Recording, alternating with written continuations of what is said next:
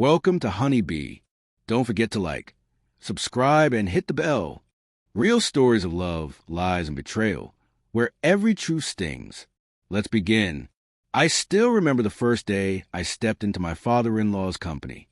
Back then, I was a young man full of determination, freshly married to the woman I loved, and eager to prove myself not only as her husband, but also as someone capable of standing on his own feet.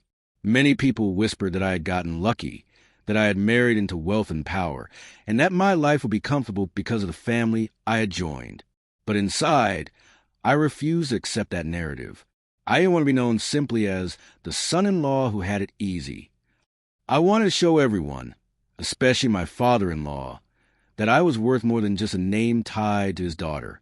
My father-in-law, Mr. Harrison, was a man who commanded respect without even raising his voice. Tall, broad, and sharp-eyed, he carried himself like someone who would build an empire with his bare hands. And in truth, he had. His company wasn't just successful. It was a symbol of dominance in its industry, admired and feared by competitors alike. When he offered me a position in his firm, I accepted it with gratitude, but also with a quiet determination to prove myself.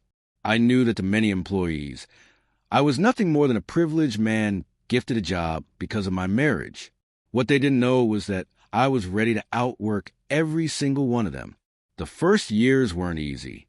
My role wasn't glamorous, and I often found myself reporting to managers who barely respected me. They piled me with endless tasks, late-night deadlines, and projects that no one else wanted to handle. Some of them smirked when they handed me another pile of work, convinced I would crack under the pressure. But I didn't. I stayed late almost every night, my eyes burning under the fluorescent office lights, determined to learn every corner of the business.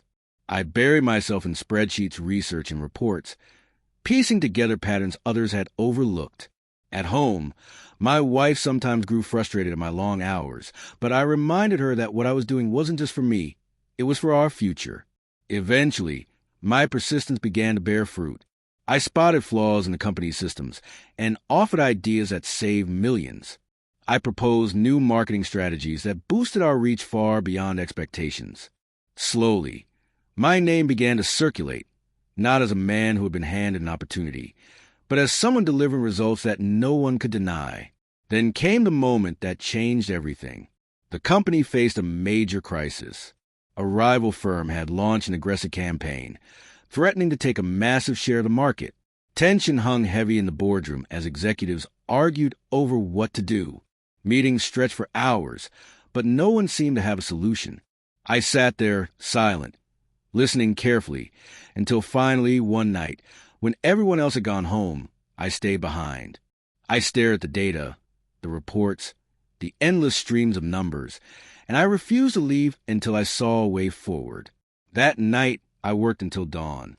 By the time the sun rose, I had a plan. It wasn't just about reacting to the competitor. It was about reinventing the way we did business. I outlined steps to push into digital markets, restructure operations, and build partnerships that would lock clients to us for years. When I presented it the next morning, some laughed at me, dismissing it as too ambitious. But my father-in-law didn't laugh. He studied every detail, his sharp eyes scanning each number, and after a long pause, he said, "Let's do it." That decision turned the tide. Within 6 months, we didn't just recover. We surged ahead. Profits climbed higher than anyone predicted. The media began praising the company as an industry leader, calling our strategies bold and visionary. And at the center of it all was my plan. From that moment forward, things were different. My father-in-law introduced me to clients and partners not as his son-in-law, but as a man who had brought the company through a storm. He sought my advice in meetings, trusted me with decisions that shaped the future of the firm, and even referred to me publicly as the man with the golden mind. For the first time, I felt like I had earned my place. Years passed, and each challenge that came our way only strengthened my reputation. Expansion into global markets, entry into new industries, billion-dollar partnerships. I had a hand in all of them. My ideas brought in profits beyond what the company had seen before, and employees who once dismissed me now looked at me with respect. At home, My wife was proud, and I finally felt like the whispers about me being undeserving had been silenced forever. But with success come shadows. Whispers began again, though this time they were different. Some of the board members began to question whether I was becoming too important, whether my presence was outshining the legacy of the Harrison family itself. The comparison between me and my brother-in-law, Daniel, grew louder. Daniel was charming, but charm was all he had. He liked the privileges that came with his father's name, but avoided the responsibilities. He enjoyed the company's wealth, the respect it gave him socially, but he had no desire to grind through the endless nights I had endured. I tried to guide him, to mentor him, but instead of gratitude, he gave me resentment. His eyes would harden every time his father praised me in meetings, every time my ideas brought applause. At first, I thought my father-in-law didn't notice, but slowly, I began to sense something shifting in him as well. The pride was still there when he looked at me, but I also sensed hesitation, even conflict. It was as if he was torn between rewarding the man who had helped him make billions and protecting the future he had always envisioned for his son. I pushed the doubts aside. I told myself I had proven my worth too many times for it to matter. I believed that loyalty and hard work would always triumph over jealousy. But I was wrong, because the day finally came when the man who once called me his greatest asset looked me straight in the eyes and told me to clear my desk. Would you like me to continue and give you the second part, the betrayal, his son taking over, and the shocking twist of the father-in-law's vanished smile? In the same style? When he told me to clear my desk, for a moment I thought I had misheard him. The office was quiet, the air heavy, and his words cut through me like a blade. I stared at him, searching his face for some sign that this was a misunderstanding, a cruel joke perhaps. But there was no humor in his eyes. His voice was steady, almost cold, as he repeated the command. He said it was time for me to step aside, that Daniel would be taking over my role from now on. My chest tightened as the weight of his words sank in. After everything I had poured into that company, the endless nights, the sacrifices, the loyalty, he was asking me to leave so his son could step into my place. I tried to keep my composure, but inside, a storm raged. Memories flashed before me. The sleepless nights drafting plans, the risks I had taken, the billions in profits I had secured. All of it wiped away in a single decision. I asked him calmly if I had failed him somehow, if my performance had fallen short. He didn't say yes, but he didn't say no either. He simply said it was family business, and family legacy came first. That word, legacy, burned into me. Wasn't I family? Hadn't I done everything in my power to protect and build that very legacy? It didn't matter. Blood in his eyes outweighed loyalty and results. Daniel walked into the room not long after, wearing a smug grin that told me he had known all along. He extended his hand to me, pretending politeness, but I could see the triumph in his eyes. For years he had lived in my shadow, and now, finally, he had what he wanted, my seat, my authority, my recognition. I shook his hand, but I felt nothing but bitterness underneath the calm mask I forced on my face. That afternoon, I packed my belongings in silence. Colleagues stopped by my office, some in shock, others too afraid to say anything. A few whispered their thanks, telling me how much I had inspired them, how much they had learned from me. Their words gave me some comfort, but it wasn't enough to ease the sting of betrayal. As I placed the last file into the box, I looked around the office that had been my battlefield, my sanctuary, and my home for years. It didn't feel real that I was leaving it behind.